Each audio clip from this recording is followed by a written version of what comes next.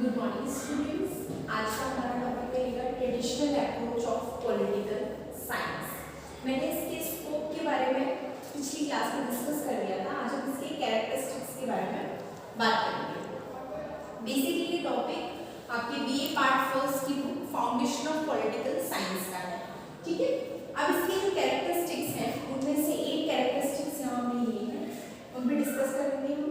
इसमें फर्स्ट आता है normative, second is focus on institutions, third value laden study, fourth non-analytical, fifth is theoretical, sixth no emphasis of scientific study, seventh is limited scope and eighth is limited countries। ठीक है, इन पे अब हम बात करते हैं।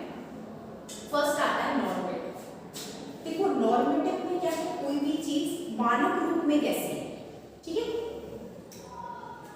जो स्कॉलर्स हैं हमारे ट्रेडिशनल अप्रोच के, उनका मानना ये है कि जो राज्य है उसका आदर्श रूप क्या है, उसकी तस्वीर लेकर हम चलें, ठीक है।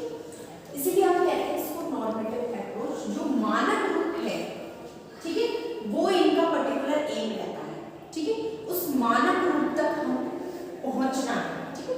हमें अपने राज्य को वो मानक रूप बनाना है, ठीक है।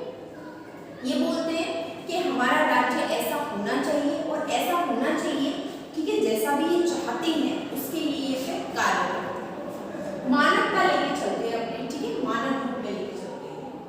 दूसरा आता है focus on institutions. Traditional approach के जितने भी स्कॉलर्स होते हैं वो क्या है, ज्यादातर फोकस करते हैं इंस्टीट्यूशनल स्टडीज पर, ठीक है। अब जितने भी इंस्टीट्यूशंस हैं किसी भी राज्य में, वहाँ पर जितनी भी संस्थाएं हैं वो जैसा कार्य कर रही हैं, ठीक है, उनका क्या है फिर ये कंपैरिजन करते हैं।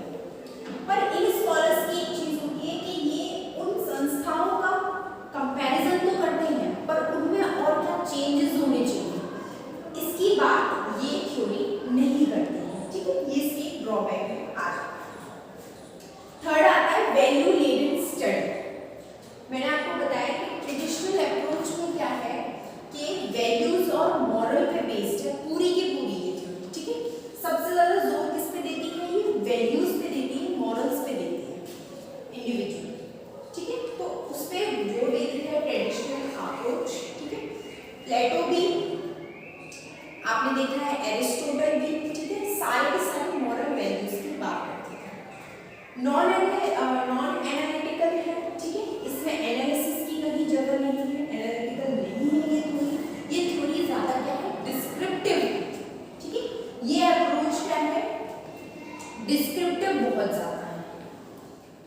इसमें क्या है, जो विद्वान है वो जो भी अपनी थ्योरीज देते हैं, ठीक है, तो वो सारी की सारी थ्योरीज क्या है, डिस्क्रिप्शन पे बेस्ड होती है, ठीक है। राज्य कैसा होना चाहिए, उसमें क्या मॉरल्स और वैल्यूज होनी चाहिए, जनता का क्या कार्य है, ठीक है, राज्य किस तरीके से अपने जो शासन है उसको चलाए, ठीक है। तो डिस्क्रिप्टिव ज्यादा है, एनालिसिस की कोई जगह नहीं है, साइंटिफिक फैक्ट का बिल्कुल भी यूज नहीं किया जा सकता।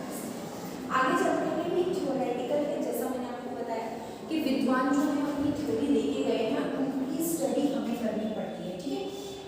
ट्रेडिशनल अप्रोच उनके जो वैल्यूज हैं और जो भी उनके मॉरल्स हैं वो क्या है, इफेक्ट डालते हैं इसकी थ्योरीज पर ट्रेडिशनल अप्रोच में, ठीक है। हमें उनकी स्टडी करनी पड़ती है, ठीक है, उन सारी थ्योरीज की, और उन थ्योरीज में जो उनकी पर्टिकुलर वैल्यूज हैं, ठीक है, उन विद्वानों की, वो इस पे इफेक्ट डाल रहे हैं ट्रेडिशनल अप्रोच पर।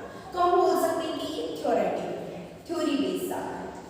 अगला आता है 6 point, no emphasis of scientific study. अभी मैंने आपको बताया, देखो कई जो स्कॉलर्स हैं ट्रेडिशनल अप्रोच के, उनका ये मानना है कि हम फैक्ट्स और वैल्यूज को कभी अलग नहीं कर सकते।